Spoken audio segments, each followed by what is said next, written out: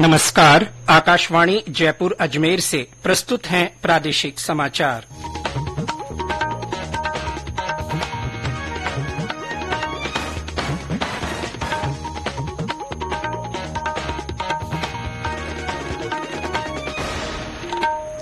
समाचारों के साथ मैं जितेंद्र सिंह पूनिया।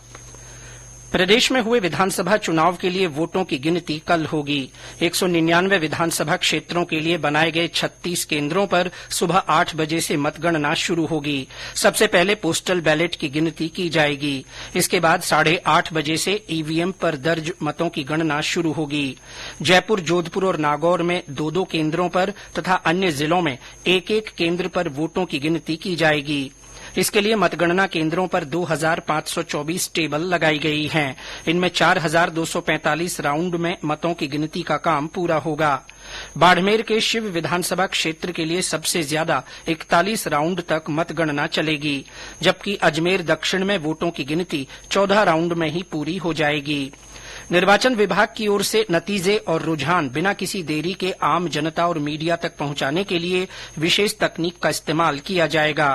गौरतलब है कि राजस्थान के अलावा मध्य प्रदेश, छत्तीसगढ़ और तेलंगाना में भी कल मतगणना होगी, जबकि मिजोरम में वोटों की गिनती 4 दिसंबर को की जाएगी। और अब श्रोताओं के लिए विशेष सूचना।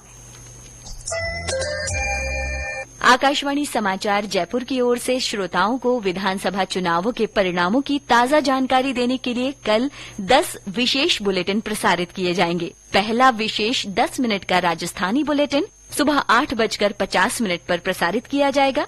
इसके बाद सुबह 10:30 बजे, दोपहर 12:30 और 2:30 बजे, शाम 4:30 बजे तथा रात 8:30 बजे राजस्थानी में 5-5 मिनट के विशेष बुलेटिन प्रसारित किए जाएंगे। हिन्दी में 5-5 मिनट के विशेष बुलेटिन सुबह 11:30 बजे, दोपहर 3:50 पर, शाम 5:30 बजे और 7:30 बजे होंगे। इसके अलावा चुनाव परिणाम विश्लेषण पर रात 9:15 बजे से आधे घंटे की विशेष चर्चा प्रसारित की जाएगी। संसद का शीतकालीन सत्र सोमवार से शुरू हो रहा है। दोनों सदनों की सुचारू कार्यवाही सुनिश्चित करने के लिए सरकार द्वारा बुलाई गई सर्वदलीय बैठक आज नई दिल्ली में चल रही है। बैठक में केंद्रीय मंत्री राजनाथ सिंह, प्रहलाद जोशी, कांग्रेस नेता जयराम रमेश, टीएमसी नेता सुदीप बंदोपाध्याय, भारत राष्ट्र समिति के नमा नागेश्वर राव तथा अन्य राजनीतिक दलों के प्रतिनिधि बैठक में मौजूद हैं।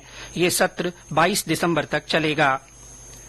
राज्यपाल कलराज मिश्र ने असम को पूर्वोत्तर का प्रवेश द्वार बताते हुए कहा कि प्राकृतिक संपदा से संपन्न यह राज्य भारत की विविधता में एकता का अनूठा उदाहरण है। श्री मिश्र आज राजभवन में असम स्थापना दिवस पर आयोजित समारोह को संबोधित कर रहे थे। उन्होंने असम निवासियों से संवाद करते हुए स्थापना दिवस की शुभकामनाएं दी। इस दौरान असम के स्थानीय निवासियों ने राज्यपाल को पारंपरिक अंग वस्त्र प्रदान कर अभिनंदन किया। प्रदेश में अवरुद्ध सीवरेज लाइनों की सफाई का काम कर्मचारियों के स्थान पर अब रोबोट करेगा। स्वायत्त शासन विभाग ने रोबोट के माध्यम से सफाई के पहले चरण के लिए 17 शहरों का चयन किया है। इनमें तीर्थ नगरी पुष्कर भी शामिल है। पुष्कर नगर पालिका के अधिशासी अभियंता ने बताया कि इसके लिए विभाग ने केरल में बना रोबोट उपलब्ध कराया है। उन्होंने बताया कि रोबोट में लगे सेंसर से सीवरेज के मेन होल में जहरीली गैस होने का भी पता चल सकेगा। रोबोट में नाइट विजन के लिए 4 कैमरे भी लगे हैं। झालावाड़ जिले के 3 तालाबों को वेटलैंड घोषित किया गया है। उप वन संरक्षक चेतन प्रकाश ने बताया कि इनमें कदिला, दलहनपुर और मुंडलिया खेड़ी तालाब शामिल हैं। इससे पहले बड़बेला तालाब को भी वेटलैंड घोषित किया जा चुका है।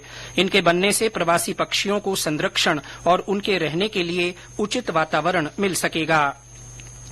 प्रदेश में कई स्थानों पर आज सुबह घना कोहरा छाया रहा। कोहरे के असर से आम जनजीवन के साथ यातायात भी प्रभावित रहा।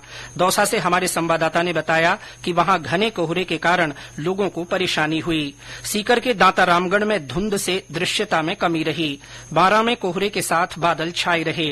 मौसम विभाग के अनुसार प्रदेश में पिछले 24 घंटों में झालावाड़, बांसवाड़ा और बारां जिलों में कहीं कहीं बारिश दर्ज की गई। मौसम विभाग के अनुसार सबसे ज्यादा 32 मिलीमीटर बारिश झालावाड़ के अकलेरा में हुई। आज उदयपुर और कोटा संभाग के कुछ भागों में हल्की से मध्यम बरसात के आसार हैं। इसके साथ ही प्रादेशिक समाचार बुलेटिन समाप्त हुआ। नमस्कार।